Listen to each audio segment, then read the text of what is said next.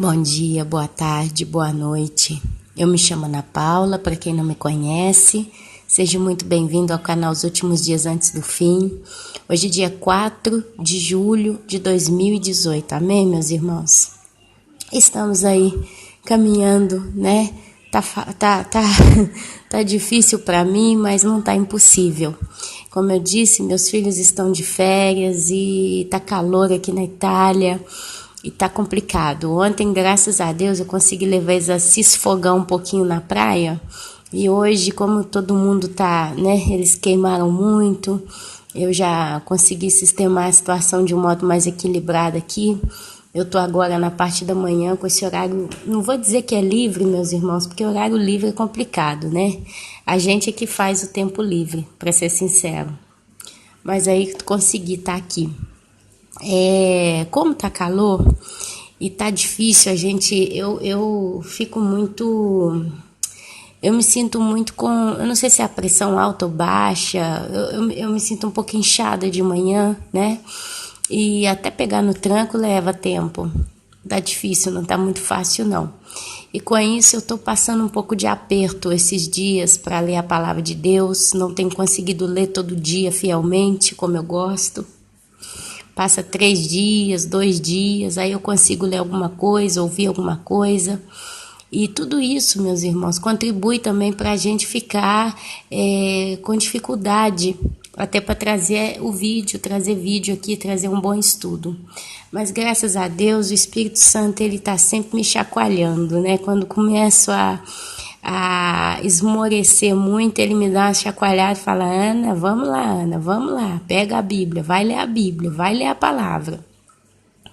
E aonde, de algum modo, a gente tem conseguido ficar de pé. Temos tomado cuidado para não cair, para não perder a coroa. Mas eu posso dizer para os irmãos, olha que não é fácil, tá? Eu teve dias essa semana que eu, caminhando na rua, fui orando, fazendo alguma coisa daqui, outra dali, sempre tentando, né, me arranjar como eu podia. Várias vezes eu aqui querendo fazer uma coisa, a gente chegando na minha casa de uma vez só, e eu ainda estou debaixo desse risco, mas, né, é um período complicado para mim, mas glória a Deus. E com isso, meus irmãos, hoje eu quero trazer uma palavra muito pequenininha mesmo, mas é aquela coisa, né? É sempre uma palavra que edifica, é sempre uma palavra que vem do trono do Senhor, que vai nos abençoar, que vai nos ajudar sempre. E a palavra está lá no livro de Romanos, capítulo 10. Eu vou ler do 1 até o 14, até o 15, do 1 ao 15. Romanos 10, 1 ao 15. Muito pequenininha. Eu não vou trazer aqui hoje nenhum assunto de profecia, tanto porque eu não tô achando muita coisa na internet, isso também tá atrapalhando muito, porque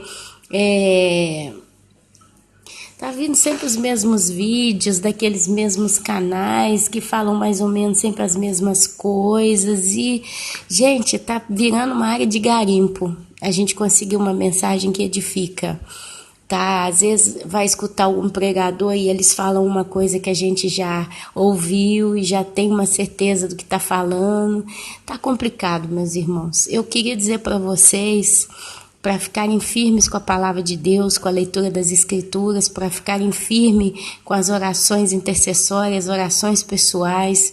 Eu queria dizer para vocês para não perderem o foco, porque eu sinto que o negócio tá ficando estreito.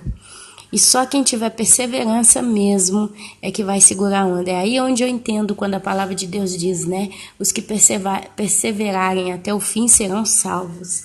Então, nesse momento, a perseverança que toca é a perseverança de manter um relacionamento íntimo com o Senhor através da leitura da palavra, da oração intercessória, da oração pessoal, procurando ouvir alguma coisa. Como eu disse, tem dia que não tem nada, eu pego para ouvir a Bíblia falada, para procurar manter um nível de nutrição espiritual equilibrado, porque basta um pouquinho, meus amados, basta um pouquinho de distração, basta um pouquinho de mundo para a gente perder o fio da meada.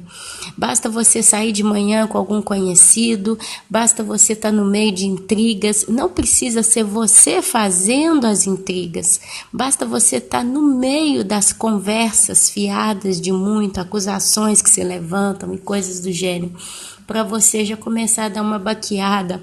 Basta muito entretenimento, basta muita diversão, basta muito trabalho, basta muita coisa para fazer para você perder o fio da meada.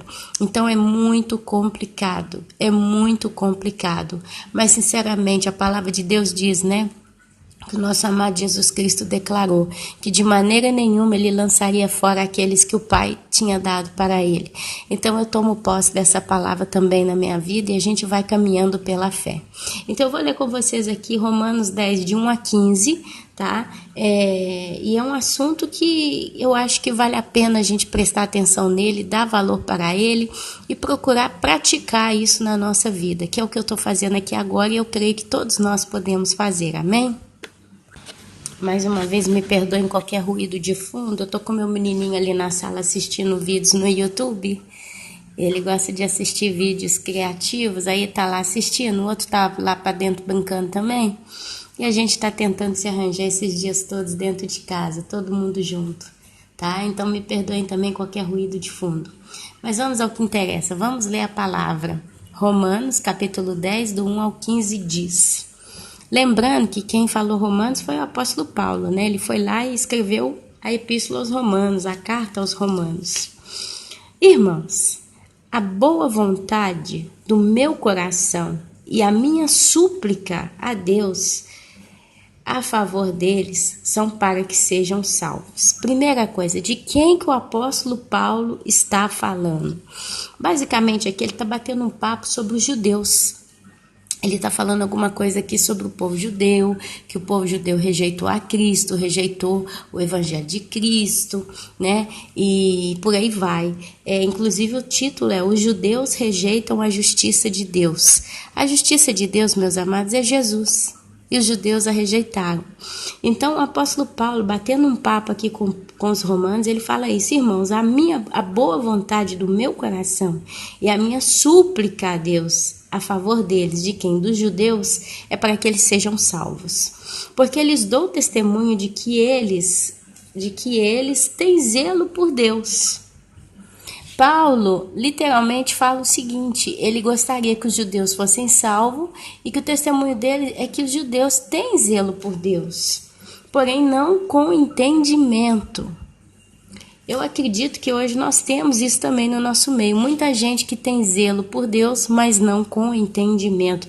É aonde muitas das vezes a gente depara com algum pregador e ele prega com tanto amor, com tanta paixão, mas sem entendimento. Eu mesma vejo, atualmente eu estou vendo 2 pregadores que desde que eu conheci eles pregando, né? Os 2 pregam com muito amor, com muito fervor, com muita sinceridade, mas eles têm pregado sem nenhum entendimento de alguns assuntos. Eles estão ensinando coisas que não convêm no dia de hoje para a igreja. Eles estão falando coisas que não vão ser aquilo, não é isso, não vai acontecer desse modo, né? Então tem muitos que estão pregando com zelo, com amor, mas sem entendimento. Tem pregador que se desviou, que um dia pregou com muito entendimento, com muita sabedoria, foi muito usado por Deus, mas mudou de ideia, mudou completamente, radicalmente de ponto de vista e começou a pregar tudo ao contrário. E pregando com uma certa arrogância, com uma certa violência nas palavras. E eu acredito que essa violência, né, nas palavras do pregador é que levaram ele a se desviar dos caminhos de Deus. Porque começou a impor coisas que não são. Não é por aí. Ele está tirando a graça de Deus, que se voltou contra o povo judeu, né? Virou antissemita, porque fala que a igreja é o Israel de Deus. Então eu vejo pastores que literalmente se desviaram mesmo E eu não sei como é que vai ser a situação total desses homens. Mas vejo também alguns que pregam com zelo, com amor, mas com falta de entendimento. Então vamos lá. E aqui Paulo fala também dos judeus, né? Ele fala que eles tinham zelo por Deus, porém não com entendimento. Porquanto, desconhecendo a justiça de Deus e procurando estabelecer a sua própria, não se sujeitaram a que vem de Deus.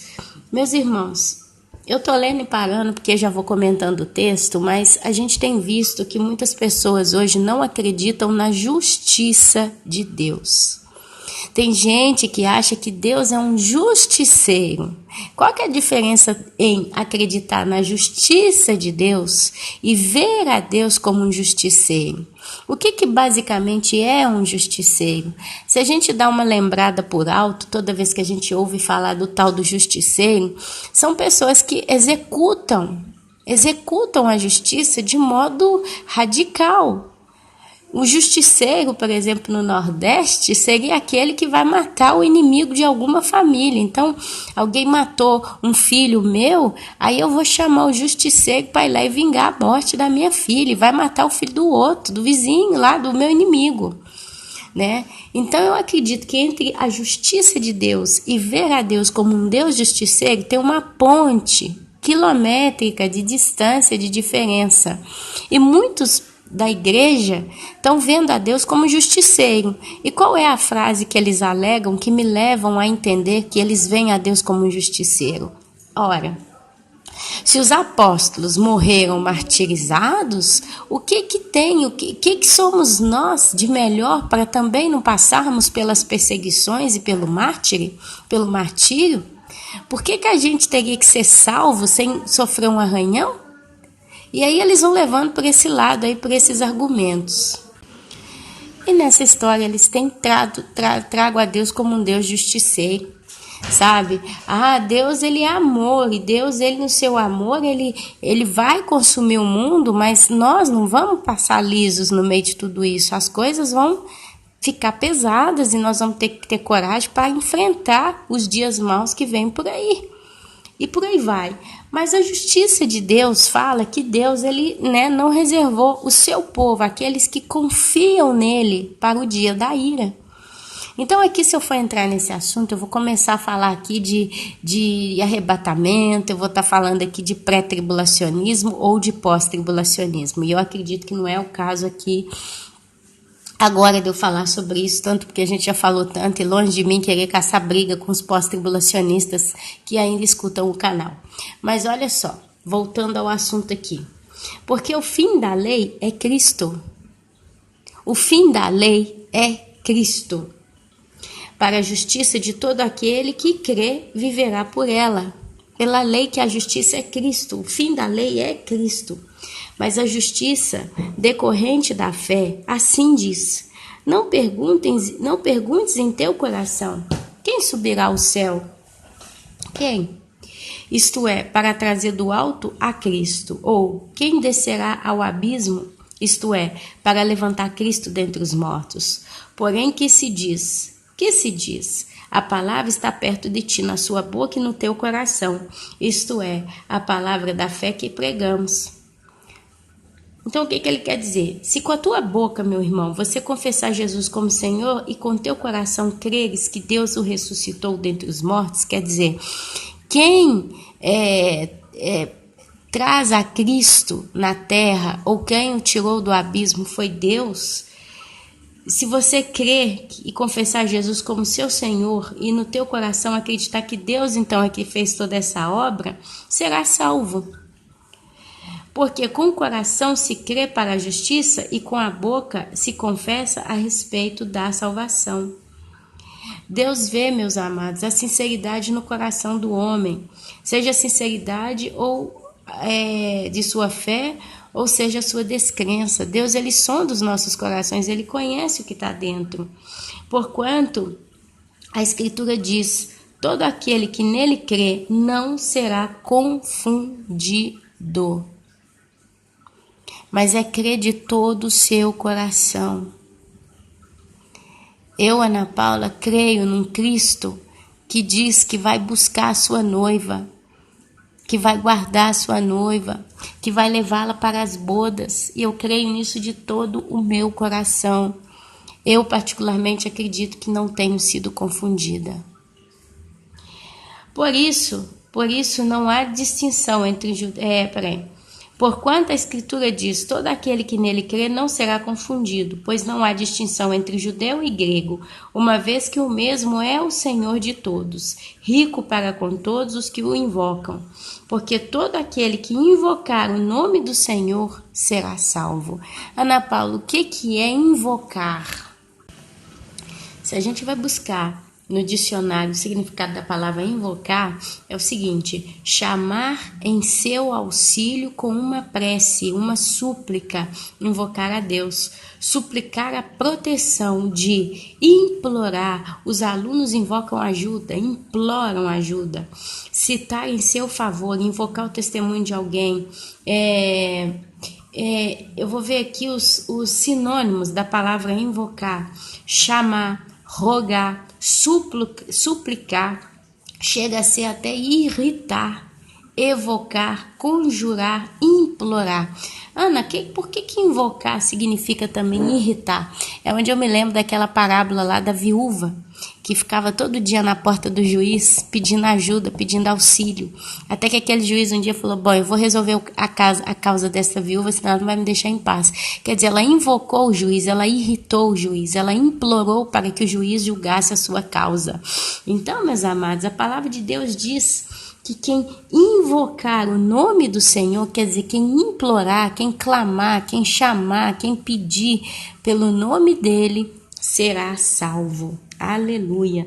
Todo aquele que nele crê não será confundido, pois não há distinção entre judeu e grego, uma vez que o mesmo é o Senhor de todos, rico para com todos que o invocam, que o imploram, que o chamam, que clamam constantemente. Meus irmãos, porque todo aquele que invocar o nome do Senhor será salvo.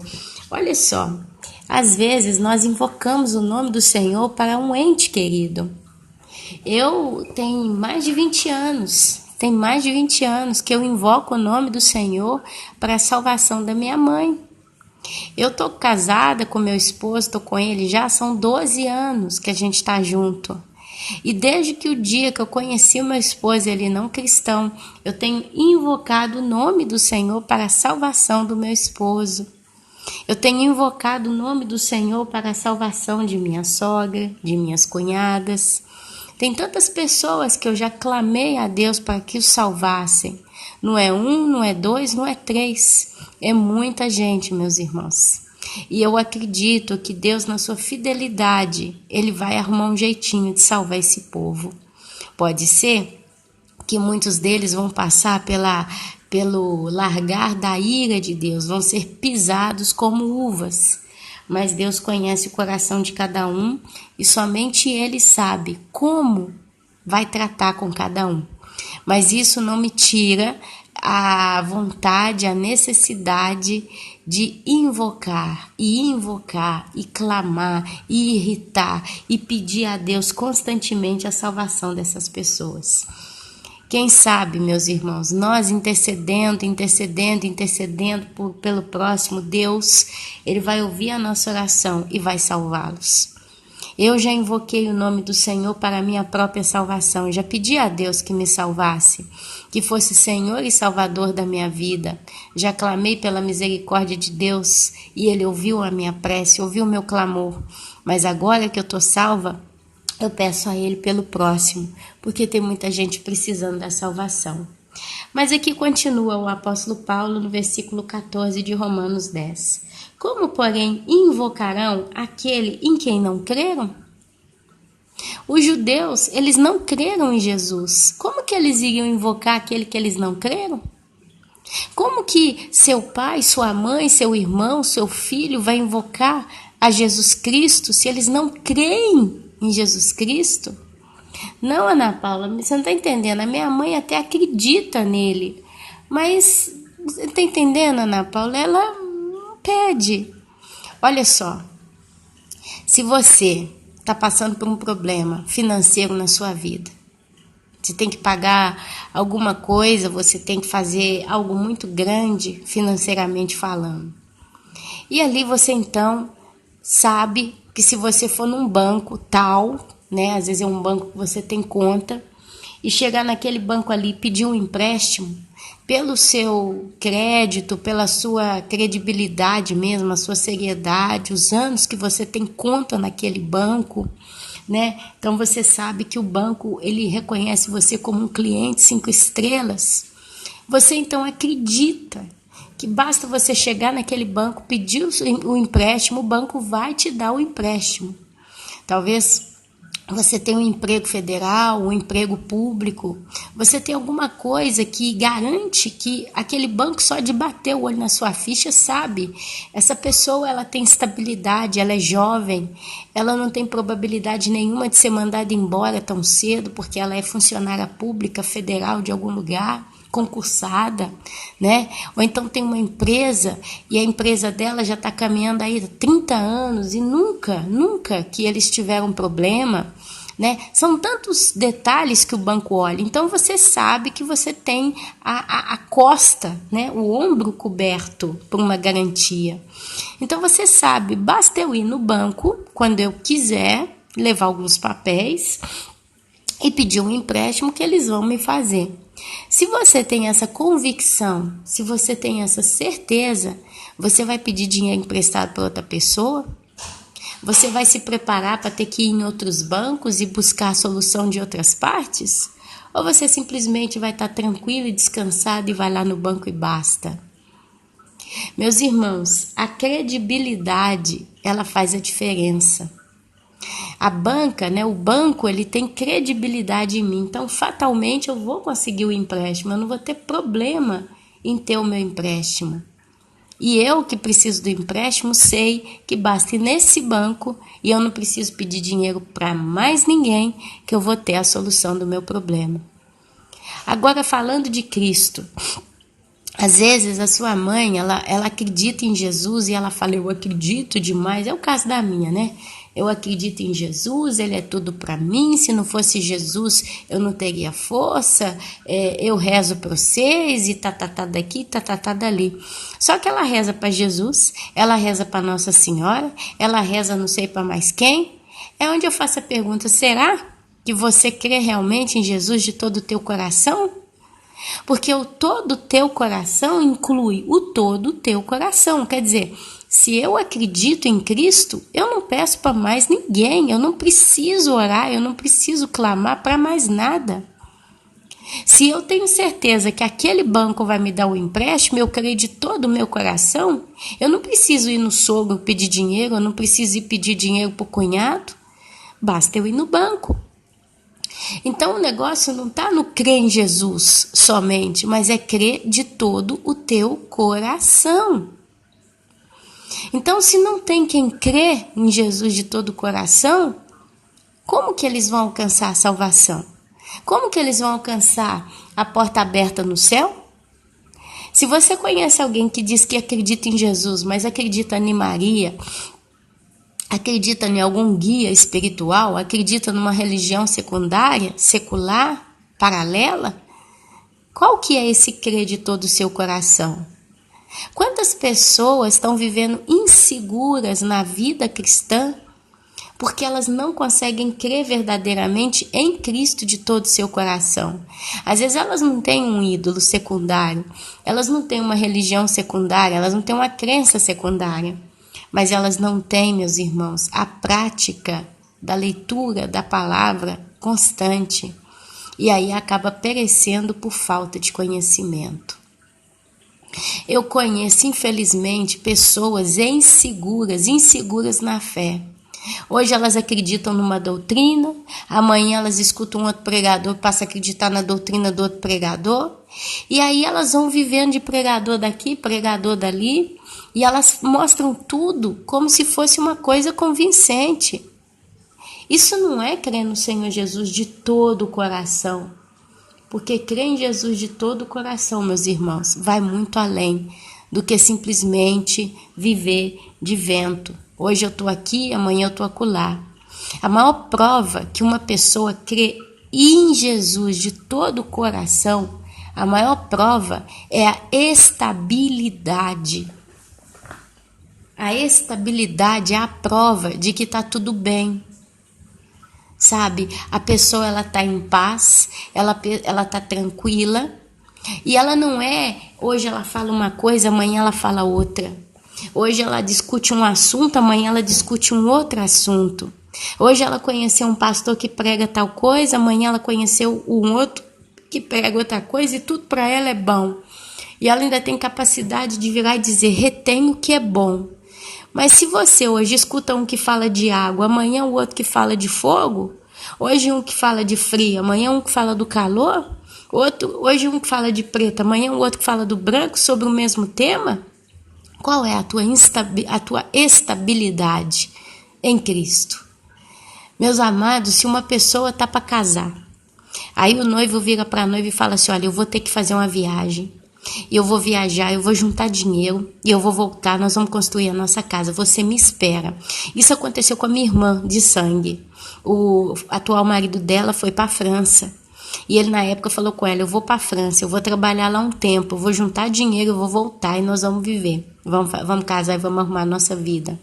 Eu não lembro quantos anos que ele ficou na França, se foi 3 anos, 4 anos, mas eu sei que ele veio para a França, comeu o pão que o diabo amassou.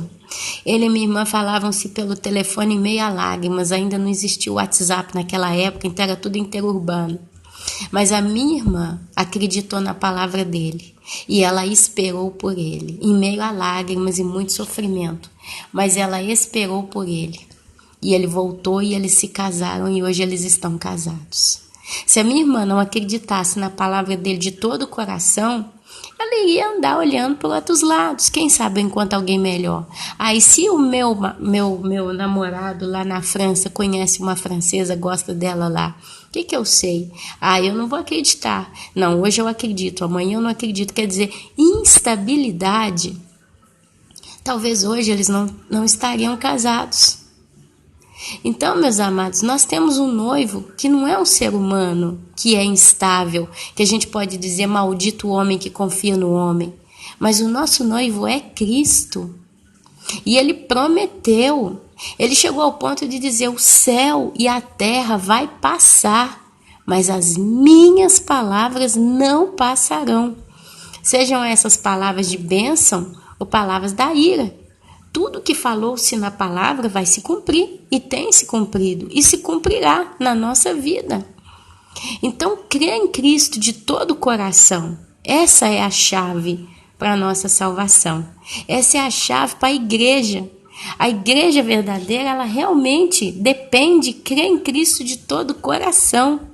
E todos os dias ela busca reforçar isso, consolando-se com palavras da própria palavra de Deus, da própria Escritura. Tá vendo como que uma coisa se encaixa na outra? Se eu, Ana Paula, acredito que o meu Jesus um dia vai vir me buscar desse mundo, eu consolo o meu coração ouvindo a palavra de Deus, ou lendo a palavra de Deus. Mas agora, voltando para o texto aqui de Romanos, ele fala... como, porém, invocarão aquele em quem não creram? Paulo está dizendo, como é que o povo vai invocar Jesus se não creram em Jesus? E como crerão naquele de quem nada ouviram? Normalmente, um sintoma de quem não crê em Cristo é não querer ouvir falar de Cristo. Dá comichão nos ouvidos dessas pessoas, porque os apóstolos eles estavam no meio dos judeus pregando o evangelho de Cristo. E o que aconteceu com eles? Foram perseguidos pelos próprios judeus. Então não é que eles não tiveram a chance de ouvir. O evangelho estava lá. O próprio Jesus caminhou no meio deles e eles o crucificaram. Mas aqui Paulo está falando, e como vão ouvir se não há quem não pregue?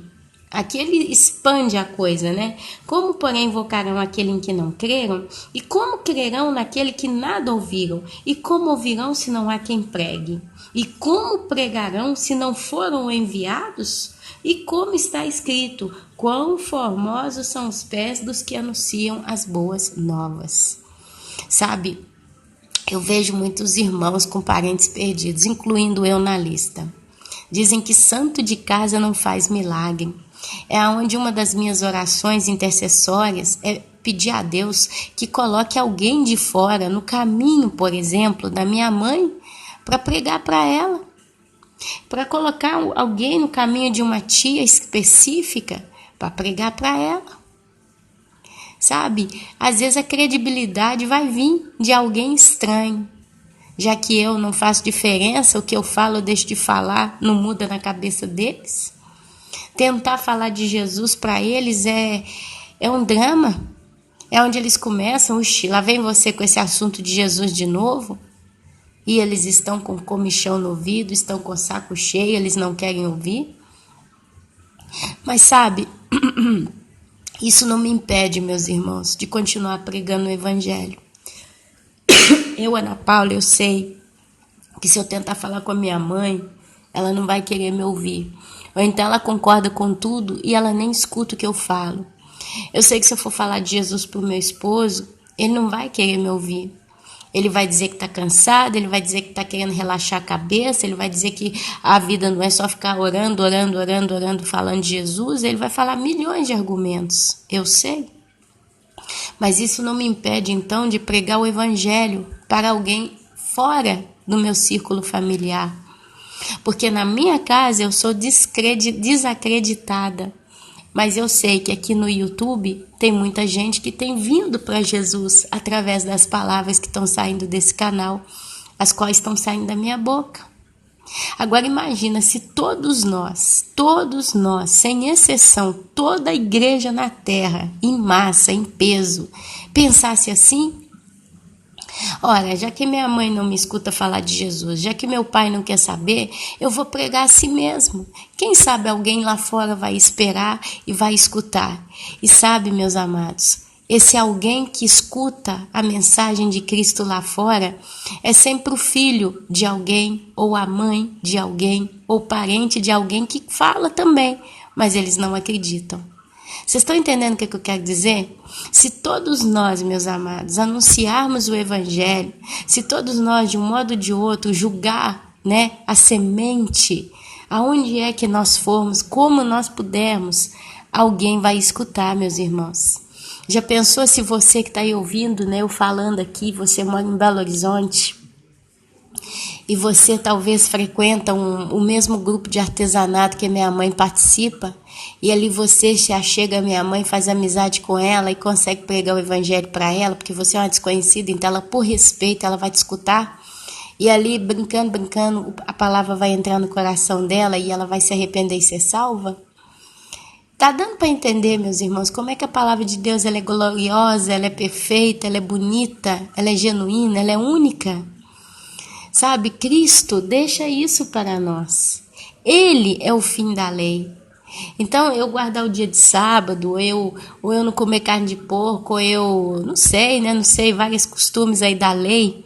Lembrando que a palavra diz que se eu quiser guardar a lei, eu tenho que guardar ela toda. Não adianta eu guardar só uma coisa e outra não. Não adianta eu ficar de sábado em casa, aí sair falando palavrão no domingo, na segunda, na terça, sair complicando as coisas. É tudo ou nada. E se você decidir seguir a lei, você vai estar crucificando a Cristo, você vai estar rejeitando a Cristo de novo na sua vida, porque Cristo é o fim da lei. E a palavra de Deus diz que a salvação por Cristo é pela graça. Pela graça sois salvos, não pelas obras, meus irmãos. As obras dos santos é uma consequência da salvação. Quer dizer, se é uma consequência da salvação, significa que é algo que vem depois do ser salvo. Quer dizer, uma árvore só vai dar frutos se primeiro ela for plantada. Então entenda que a salvação é o plantar da árvore. Agora, os frutos dela, as obras, vão vir em consequência dela crescer e dar os seus frutos. É por isso que Cristo diz, a árvore que não dá bons frutos é arrancada e lançada ao fogo. É uma consequência natural. Se eu pertenço à família de Cristo, se eu sou filha de Deus por adoção, como diz a palavra, eu preciso naturalmente refletir o caráter de Cristo na minha vida. E se eu digo amar tanto a causa de Deus, automaticamente, por amor eu vou fatigar a obra. E olha, não me cansarei. Quem pratica a obra de Cristo a faz sem cansar. Ela não se cansa, ela não se entedia, ela não para e fala, poxa Deus, hoje eu saí, preguei a palavra na praça pública, distribuí panfletinho, agora o que o senhor faz por mim? Vocês já viram filho? Filho, eu tenho um aqui que tem essa mania. Às vezes eu peço ele para fazer uma coisa, ele vira para mim e fala assim, mas eu já fiz isso. Então, meus irmãos, o texto, ele termina falando o seguinte: quão formosos são os pés dos que anunciam coisas boas, ou boas novas. Vocês querem saber comigo aqui qual é o significado da palavra formoso? Eu acho que é uma palavra tão bonita que vale a pena a gente dar uma olhada nela. Olha só. A palavra formoso significa característica de quem possui uma boa aparência, atributo da pessoa bonita, homem formoso ou mulher formosa. Bonito é beleza. Qualidade do que é harmonioso, belo, perfeito, espírito formoso, bem feito, belo, encantador, bonito, de boas feições, criatura formosa. Ameno ou aprazível, que é muito agradável, maravilhoso e radiante, por exemplo, como o pôr do sol. Se a gente quiser ler aqui alguns sinônimos da palavra formosura, é esbelto, guapo, garboso, galante, bonito, belo, aioso, jeitoso, venusto. São várias palavras particulares aqui, né? Então aqui a gente vê quão lindo, quão harmonioso são os pés daqueles que anunciam coisas boas, ou a palavra de Deus. Porque quando a gente anuncia a palavra de Deus, a gente planta uma semente de esperança no coração, muitas das vezes, de uma pessoa que já não esperava mais, de uma pessoa que já não acreditava em nada, de uma pessoa que já tinha perco a vontade de viver, de uma pessoa que estava caminhando rumo à sua própria destruição e não sabia. Meus irmãos, o que eu quero dizer, e aqui já concluindo com esse vídeo, é que nós possamos refletir nessa palavra. Nós como igreja, olha para você ver, a Bíblia ela nos trata como a igreja, a noiva. A noiva é formosa, a noiva é de branco, bonita. A noiva, ela chama atenção no casamento. Todos os olhares são para a noiva. Você já viu quando você vai no casamento, você está mais preocupado em olhar o vestido da noiva, o penteado da noiva, a formosura da noiva do que o noivo?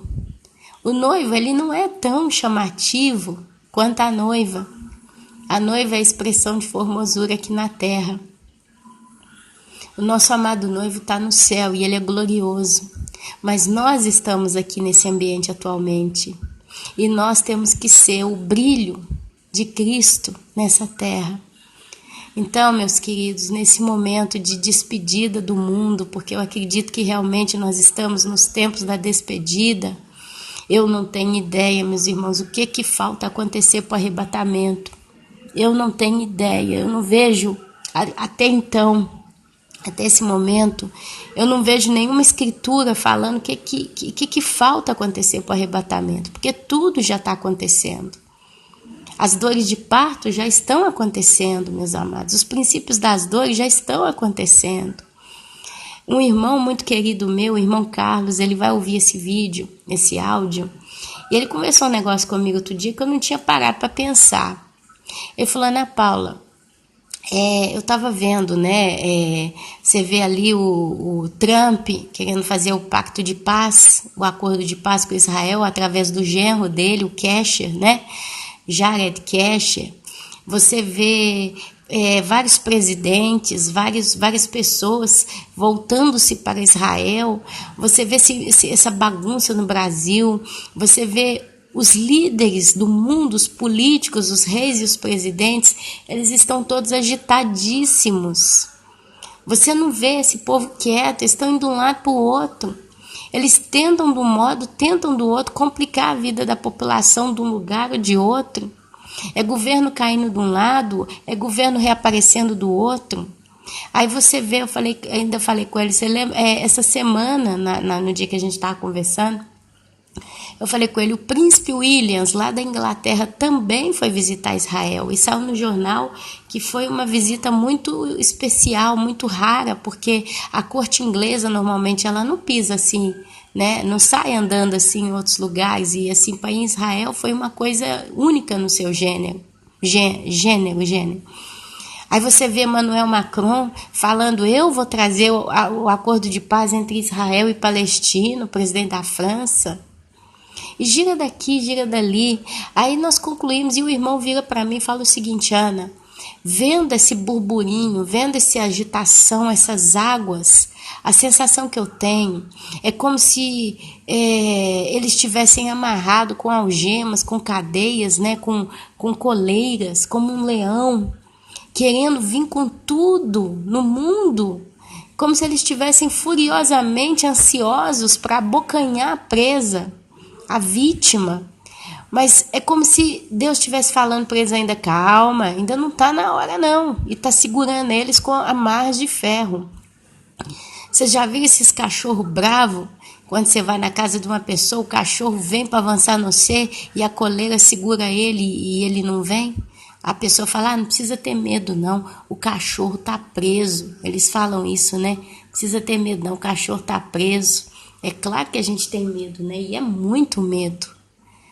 Mas aí você acaba entrando. Foi o que o irmão disse. Ana, eles estão só esperando a igreja ser retirada da terra porque eles já estão com os dentes babando em cima das vítimas. Então, meus irmãos, eu como com o irmão Carlos, eu não tenho ideia do que falta acontecer para a igreja ser retirada. Mas é o que eu posso dizer. Nesse momento em que nós ainda estamos aqui, e a gente não sabe por quanto tempo ficaremos, vamos procurar ser bênção aonde quer que nós formos. Vamos abençoar, vamos ser pessoas que pensam no próximo. Não vamos calar nossa boca, não vamos cessar de orar e clamar salvação. Porque uma vez que aconteceu o arrebatamento e nós fomos levados para o céu, lá no céu, eu não sei dizer se nós vamos ter acesso a Cristo para orar intercedendo pela salvação de alguém aqui na terra. Mas eu acredito que uma vez lá no céu, o nosso trabalho como igreja vai ser completamente modificado. A gente vai ter um outro papel. A gente vai ter um outro papel na existência. Nós vamos estar ali para participar das bodas, né, para viver as bodas com o nosso amado noivo. Nós vamos estar ali para passar pelo tribunal de Cristo. Nós vamos estar ali para aprender a montar em cavalo branco, para descer, para vir guerrear. Sabe, nós vamos estar ali para receber galardões e entender o nosso propósito para a eternidade. Eu não penso que lá no céu a gente vai continuar orando a Deus e falando, Deus, ajuda, salva minha mãe. Sabe, eu não creio que o fato de eu estar lá do lado de Jesus, pedindo para Ele a salvação da minha família, vai valer mais do que o que eu já estou fazendo aqui na terra. Sendo que a Bíblia diz que está ordenado ao homem morrer uma só vez. Ou está ordenado ao homem, meus irmãos, viver nessa terra uma só vez. Depois disso, o juízo. Tudo que nós vamos fazer vai ter que ser feito aqui. Não espere entrar no corpo de glória para você então querer orar pela salvação de sua mãe, ou de seu pai, ou de seu esposo. Faça agora e faça incansavelmente. A palavra de Deus diz que terá uma recompensa para todos nós que assim o fazemos, o trabalho. A minha maior recompensa, meus irmãos, seria o fruto dos meus pedidos. É ver minha mãe salva, é ver minha sogra, ver meu esposo. Tá dando para entender? Então vamos fazer o que o Senhor disse, né? Conformosos são os pés daqueles que anunciam as boas novas. Amém? Meus queridos, o calor tá aumentando aqui. Eu tô vendo que eu tenho outras coisas para resolver. Tá começando a bater um pouco de ânsia no meu coração, mas não é uma ânsia espiritual, é uma ânsia da Ana Paula mesmo, que eu tenho que começar a ver aqui o que eu vou fazer, e já tô ficando meio murcha aqui, por causa do calor. Então eu vou estar encerrando esse vídeo, porque tanta mensagem que eu queria passar para os irmãos, eu já passei. E sei que hoje eu vou agradar muita gente, né, com a mensagem pequenininha. Mas Pense nas palavras que foram ditas. Pense nisso com carinho. Sabe, eu tenho certeza que se você refletir nessas palavras com calma e colocar em prática o que você aprendeu aqui, caso você tenha aprendido, né? Já não sabia, você pode ter certeza que Deus vai te usar muito. Porque Deus, ele se agrada daquele que quer ser usado por ele. Então Deus, ele vai te usar muito. Eu tenho certeza, ainda tem tempo para ele usar o seu povo. E você só vai ter a receber do Senhor, tá bom? E assim, meus irmãos, eu vos saúdo na santa, gloriosa e poderosa Shalom do Senhor, que é a paz que excede todo entendimento. Que vocês fiquem realmente bem. Amém, amém e amém.